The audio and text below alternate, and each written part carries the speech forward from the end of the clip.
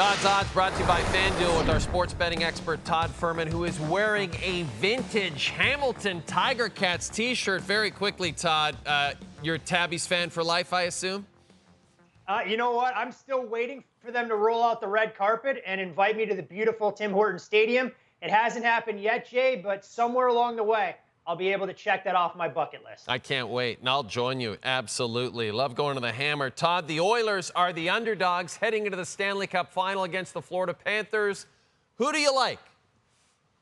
You know, when you look at the price here, Jay, I think the number's extremely fair. The Oilers have proved to us that they don't have to just go out there and outscore their problems like we saw in previous seasons. They've shown a little bit of grit and tenacity, and maybe most importantly for this team's quest to win the Stanley Cup, Stuart Skinner has played with the utmost confidence since he was inserted back into the lineup in Game 6 for that series against Vancouver. You look at the injury status, Florida comes in a lot healthier this year than what they were last year against the Golden Knights. We'll wait and see if Evander Kane is a full go early on in this campaign, because I think his physical presence will be needed.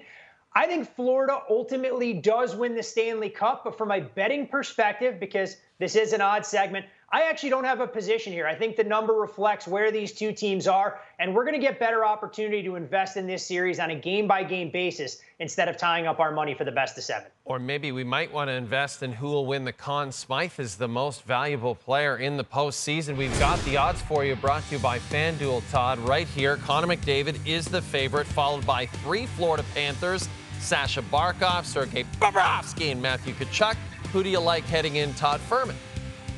You know, I think if you're looking at the odds there, and we talk all the time about how winning the Conn Smythe isn't quite the same as the Super Bowl MVP, because I like to give NHL writers and members of the media a lot more credit in terms of picking the most deserving player instead of the most recognizable name. But I think if you're making a case for the Oilers here, Evan Bouchard and Leon Draisaitl are going to have to do something truly remarkable to move number 97 from the top of the ballot. So if you like the Oilers, I think you have to create a little bit of exposure for yourself with Connor McDavid at a price tag of 2-1.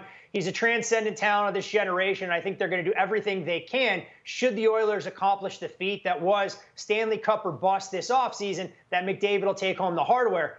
Florida's a little bit of a different story because there are so many different players that are capable of winning the award. If Bob goes out there and performs, you can make a slight case for him, but I think the number's too short. Sasha Barkov is going to have a massive responsibility in this series, but will people give him enough credit for what he can do at the defensive end? Because I think that's where he'll find more value than on the offensive side. So I'll go down the board to a guy that we talked a little bit about a few rounds ago. Carter Verhaeghe's number has drifted out to 28-1.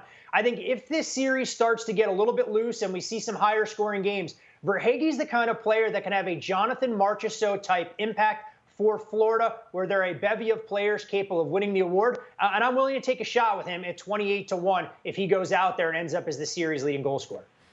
We have established already on Todd's Odds that Todd Fuhrman is a massive Canadian Football League fan. Therefore, let's switch gears to the CFL. We kicked off Thursday night with the Grey Cup rematch between Winnipeg and Montreal. And here, Todd, are the odds for this year's Grey Cup. Is there a team that stands out for you as we head into the opening weekend?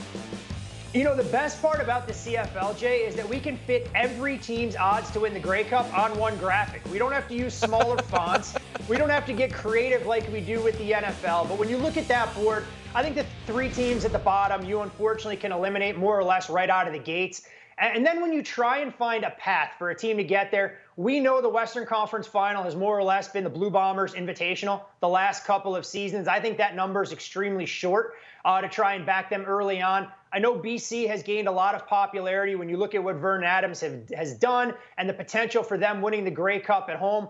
I think this is when you're looking at an odds market, that you can kind of wait a little bit. It truly is a war of attrition. And if I'm trying to identify a team and Bo Levi Mitchell can regain some form, I'm not averse to taking a little bit of Hamilton at 7.5-1. I think the East is a little bit more wide open, and we'll see how Montreal handles having a giant target on their back week in, week out. Spoken like a true Tabbies fan. I love it. Todd, we'll talk to you in a week when we will still have only played 2 games of the Stanley Cup Final, a series that will continue to go on through the summer. Chat then, my friend. He's the best. After the break, Todd's going to be excited about this. It's time for the highlight of the night. and it's probably a CFL one.